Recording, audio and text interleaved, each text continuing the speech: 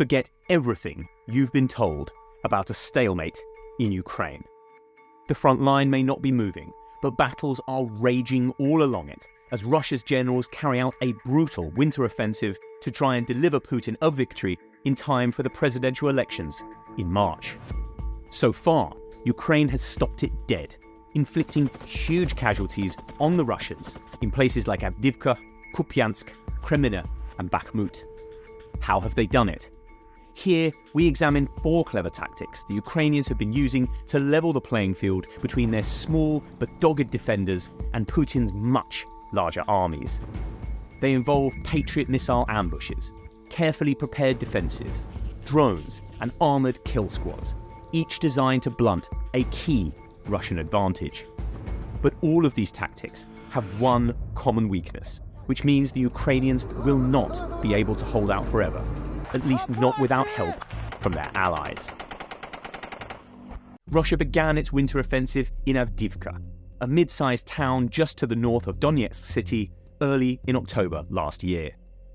Putting confidence in sheer weight of numbers, Russia poured 40,000 men and thousands of vehicles into head-on attacks against the Ukrainians, which ended in disaster. And that's because of Ukraine's first tactic, carefully prepared defences. Avdiivka has been on the front line for the best part of a decade, ever since Donetsk was seized by Kremlin-backed separatists in 2014. Putin's generals also tried and failed to seize the settlement last winter, meaning Ukraine's troops are now well dug in along prepared defensive lines. When the attacks began, vast trench systems, concrete bunkers and underground command posts protected Ukraine's soldiers from Russian bullets and bombs. Meanwhile, well-laid minefields and other obstacles filtered long Russian armoured columns into prepared kill zones, which were covered by artillery guns and anti-tank missiles. Once the Russians were inside the zone, the heavy guns opened up, inflicting huge losses. In a single attack, in the early days of the battle, Russia is thought to have lost 21 tanks, 14 armoured vehicles, and in excess of 200 men killed or wounded. Over the last 3 months, that has ballooned to some 400 vehicles and 13,000 men. The Ukrainian High Command has clearly taken note. In late November, Zelensky gave a speech in which he ordered defences to be bolstered along a 1,000-kilometre stretch of the front. That included Avdiivka, but also in Kupyansk and Liman, which are now under Russian attack as well, along with major cities like Sumy, Kharkiv, Chernihiv and Kiev. It may sound basic, but until now Ukraine has preferred to stay in lightly protected dugouts and foxholes, believing the key to their victory lay in being mobile and keeping Russia on its toes about where and when its troops would strike next. Digging in, it was feared, and is still feared in some sections of Ukraine's headquarters, would mean the war grinding to a halt from which Russia would ultimately benefit, giving Putin the time and space necessary to rearm and then launch another all-out attack, just as he did after 2014. But Zelensky's order is being observed. In December last year, in Kupyansk, Reuters journalists were shown long lines of newly laid tank traps and barbed wire on the front line.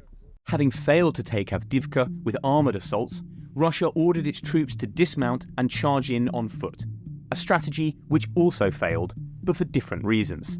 That is because of Ukrainian tactics 2 and 3, the clever use of drones and hunter-killer armour units.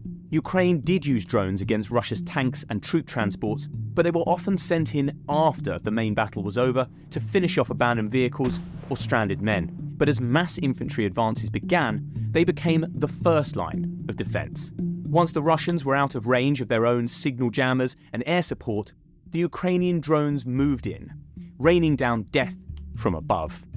Grenade-dropping drones wreaked bloody havoc on tightly packed squads of soldiers, while FPV drones and their skilled pilots hunted down individual men.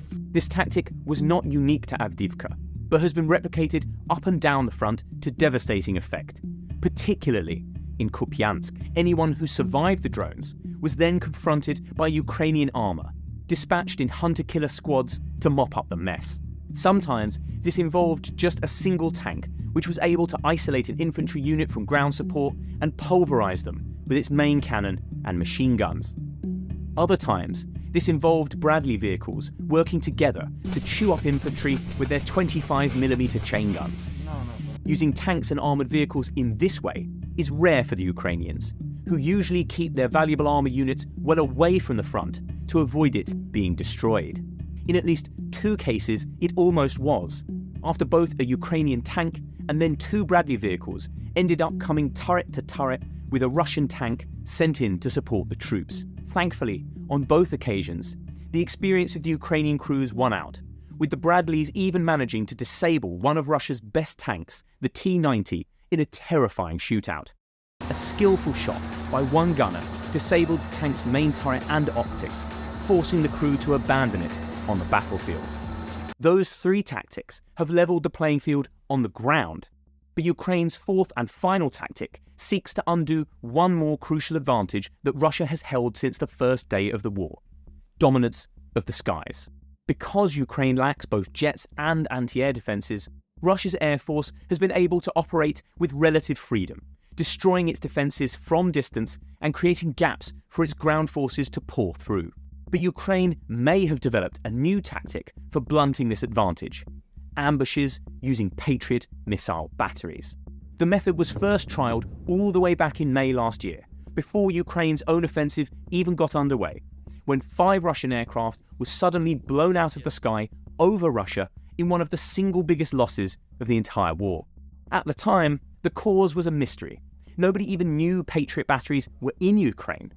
But it has since been revealed that one launcher was taken to the border in secret, unleashed hell, then packed up and left before anything could spot it and shoot back.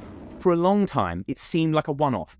But in recent weeks, the tactic has been used at least twice more to take out some of Russia's most valuable aircraft and airmen. Just before Christmas, at least 3, and possibly up to 5, Su-34 fighter bombers were shot down while carrying out attacks on the southern front lines in the space of just 3 days. Then, on January 14th, the Ukrainians managed to shoot down a $300 million Russian spy plane and badly damage another over the Black Sea. Just like the defenders of Avdiivka, Ukrainian special forces lured the spy planes into a trap by blowing up radar stations in Crimea, forcing Russia to put them in the air to cover the gap.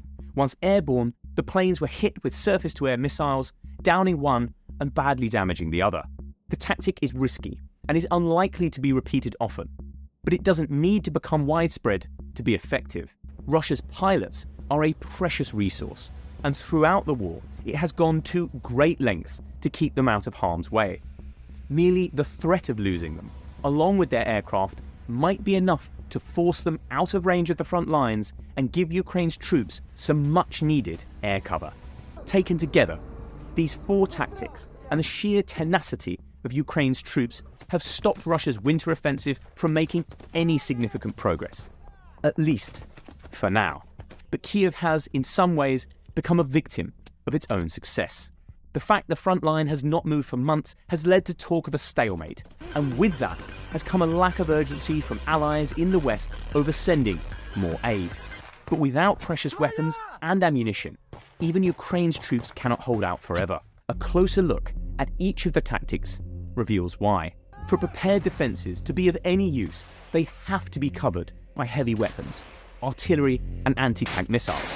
Without them, all the barbed wire and trenches in the world become little more than an elaborate obstacle course. Ukraine is running badly low on both. During the summer, it was thought to be firing roughly the same number of artillery shells each day as Russia, if not slightly more.